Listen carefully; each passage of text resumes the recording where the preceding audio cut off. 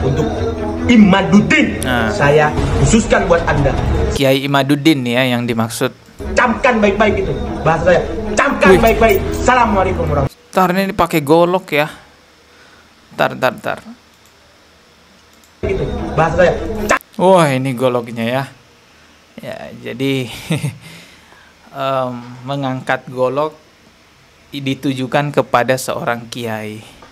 Begitukah adab seorang cucu Nabi? Kiai Imad kelebihannya punya data, punya teori, punya metode lah. Nah yang marah-marah ini belum bisa membuktikan kesalahannya Kiai Imad dengan ilmiah, bukan hanya dengan marah-marah. Masih.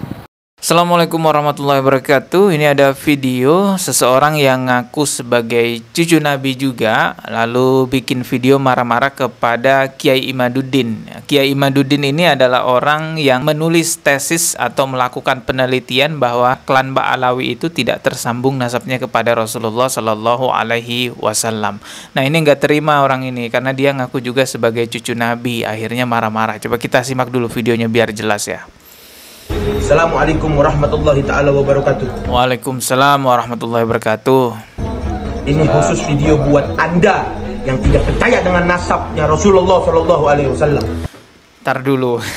Kita itu bukan tidak percaya dengan keturunan Rasulullah. Kita percaya bahwa Rasulullah itu punya keturunan. Jelas itu kita sangat percaya. Yang jadi masalah adalah di Indonesia banyak yang ngaku-ngaku sebagai keturunan Nabi. Padahal perilakunya tidak sesuai dengan perilakunya Rasulullah, ajarannya menyimpang, diminta tes DNA nggak mau, catatan sejarah juga membuktikan bahwa tidak tersambung kepada Rasulullah, itu yang kita tidak percaya. Kalau masalah mempercayai adanya keturunan Rasulullah, jelas kita sebagai umat Islam percaya teman-teman ya. Untuk Imaduddin, saya khususkan buat Anda.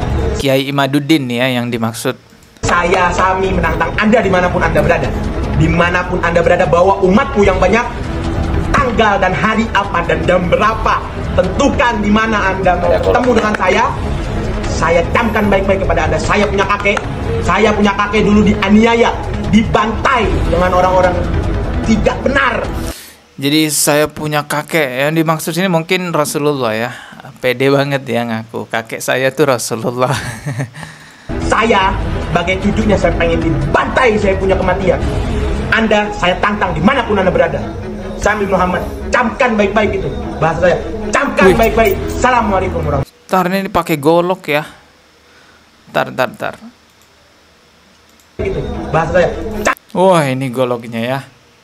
Ya jadi mengangkat golok ditujukan kepada seorang kiai. Begitukah adab seorang cucu Nabi?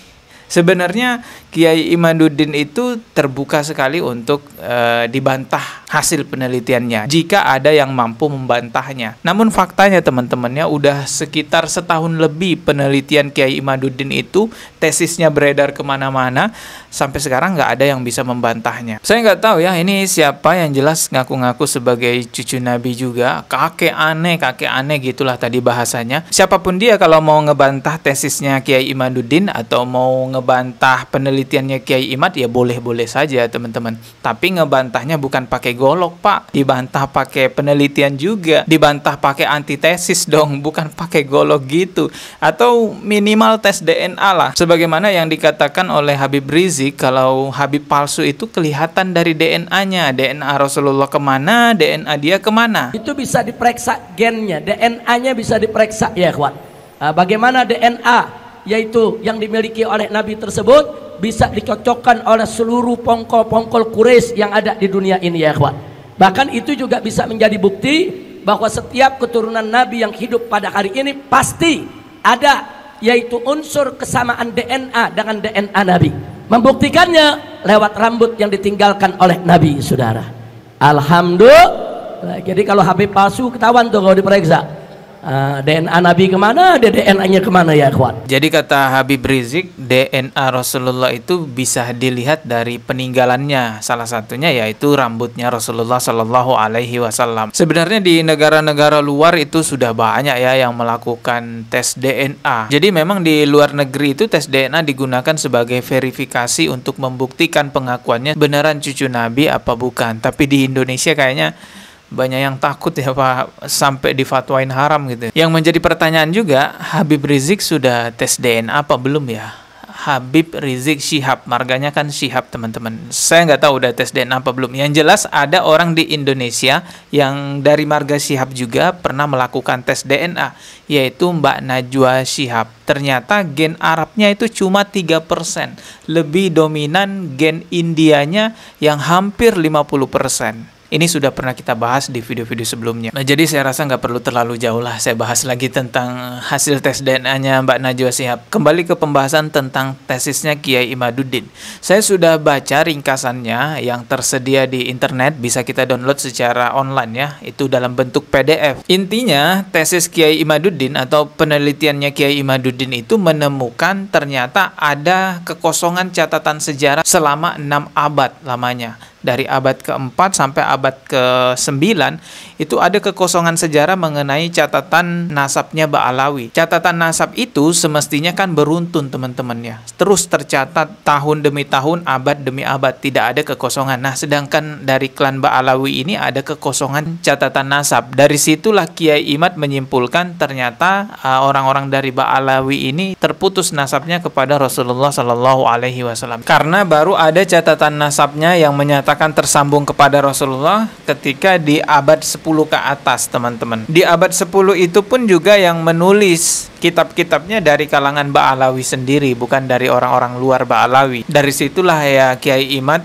berani menyimpulkan bahwa orang-orang dari Ba'alawi ini bukan keturunan Rasulullah. Jadi kalau Robito Alawiyah ataupun orang-orang dari Ba'alawi ingin membantah tesisnya Kiai Imaduddin, ya datangkan aja catatan nasab yang dianggap terputus itu dari abad ke-4 sampai abad ke-9.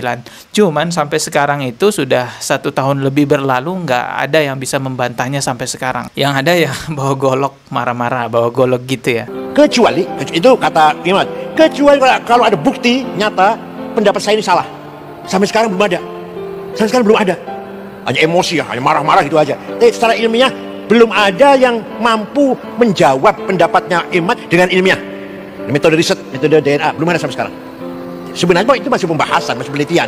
Tapi Indonesia udah rame banget itu karena masyarakat Indonesia cinta Habib, cium tangan Habib. Nah ternyata oleh Kiai Imad dikatakan semuanya putus.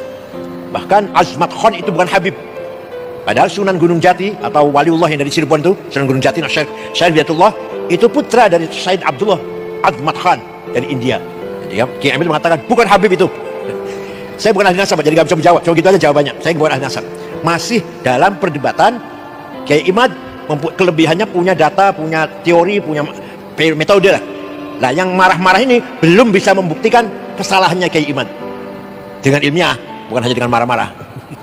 Masih. Banyak kiai-kiai dari NU yang pro terhadap penelitiannya Kiai Imaduddin teman-teman ya. Kalau kita lihat dari Muhammadiyah atau dari Salafi, ya itu memang kan dari dulu tidak terlalu mengkultuskan orang-orang yang mengaku sebagai cucu Nabi. Memang bisa kita katakan organisasi yang banyak Habibnya di dalamnya itu ya NU teman-teman. Sampai sekarang sendiri terlihat orang-orang NU ada yang pro terhadap tesisnya Kiai Imad, ada yang juga kontra terhadap tesisnya Kiai Imad. Ya sah-sah saja, ini kan ranah ilmiah, ranah keilmuan teman-teman. Bahkan kalau ada yang bisa membantah tesisnya Kiai Imaduddin, ya sah-sah saja, tapi nyatanya sampai sekarang kan nggak ada. Oh ya, katanya kan Habib Bahar itu di channel YouTube-nya saya lihat mau ngebantah tesisnya Kiai Imaduddin.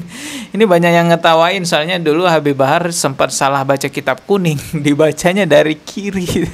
Harusnya kan baca kitab kuning dari kanan. Tapi ya tidak menutup kemungkinan, bisa jadi kan nanti Habib Bahar mengeluarkan antitesis ataupun bantahan terhadap Kiai Imaduddin dalam bentuk ilmiah juga. Bisa jadi seperti itu teman-teman. Maaf ya, ini ada suara hujan karena di depan lagi hujan. Ya jadi mohon maaf. Ya kita tunggu aja lah ya. Apa benar Habib Bahar nanti akan membantah tesisnya Kiai Imaduddin menggunakan penelitian ilmiahnya juga. Yang penting jangan pakai golok lah ya, pakai kekerasan itu malu-maluin. Atau jalan cepatnya ya tes DNA biar kita tahu semua teman-teman. Ya kita sudahi dulu aja videonya karena hujan. Kembali lagi di video berikutnya, subscribe dan juga lonceng yang ditekan sebagai notifikasi. Wassalamualaikum warahmatullahi wabarakatuh.